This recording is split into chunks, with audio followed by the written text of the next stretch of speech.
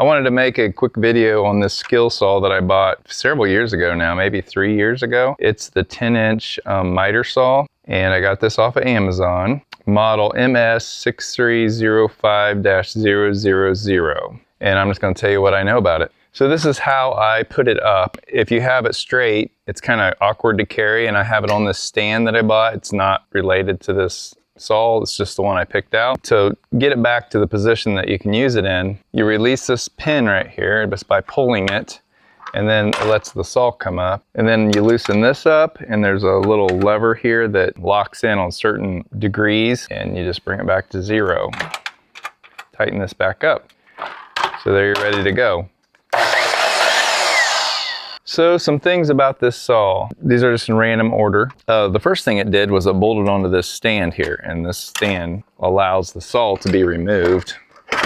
But I just want to show you that it does bolt onto different stands and platforms. This thing has a little light that you turn on up here, and what that does is whenever you get ready to cut a piece of wood, say you make your mark, this activates a light that marks your wood so that you know where you're going to cut. And then when you bring your blade down, it makes a shadow. Your blade lines up with that shadow, and you know roughly where it's going to make your cut. If there's anything that I would say is a somewhat of a negative to this saw, I would say it's that. To me, it would have been better if they would have come up with some kind of a laser marker or something if you wanted to use that feature.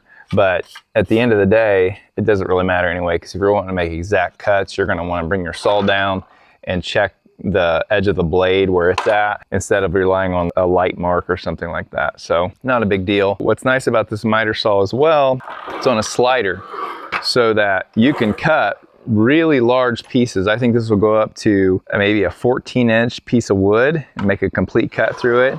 It will also cut 4x4s no problem, 2x8s, 2x10s, 2x12s, because it has a sliding feature. It's really nice. It has this thing right here where you can set your depth. So if you want to chop out on a piece of wood or something, you can set your depth so it won't go all the way through, and then you can chop it out. It came with a dust collector. I took it off right away because I don't use it, don't like it. I think I actually put a hole in it somehow by getting it caught on something, so I just got rid of it.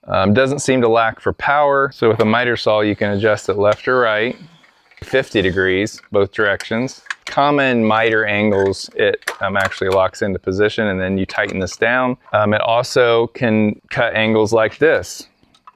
Loosen the back. So at 0, this kind of goes into a notch, so you know when you're at 0. You can actually pull this out and go both directions with the saw to make whatever angle you want. But if you're trying to find 0, you go right back to that hard stop, and then this locks in, and then you tighten the back in. Now, if you need to adjust that by chance, say it's not completely square, this actually has an adjustment right there that you can adjust that 0 position. And it comes with an Allen wrench that sits in right here, so it's always with you. This is a stop, I believe, so you can set a stop when you rotate the saw. This has a little clamp here, which you can use if you want to hold a piece of something down while you're cutting it. So it just goes in there like that. Has little ridges that locks it in place so it can't go up or down. And then you can put your wood in and slide it down. See, I would need to adjust that since it's a real thin piece. Ooh, and this whole slide is loose. All this stuff can be tightened and loosened and adjusted. So now that's in place. So this piece here is too thin. To show as an example, I would have to have a thicker piece. But if I wanted to hold a small piece like that down, I could adjust my slide, get it out of the way. Now I can drop my clamp down. There we go.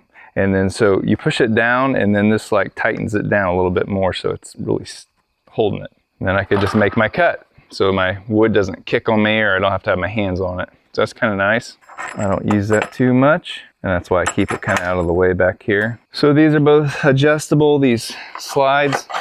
You can also move this clamp to the other side if you need to. And the clamp would go in right here on this side. Like I said, this is all adjustable.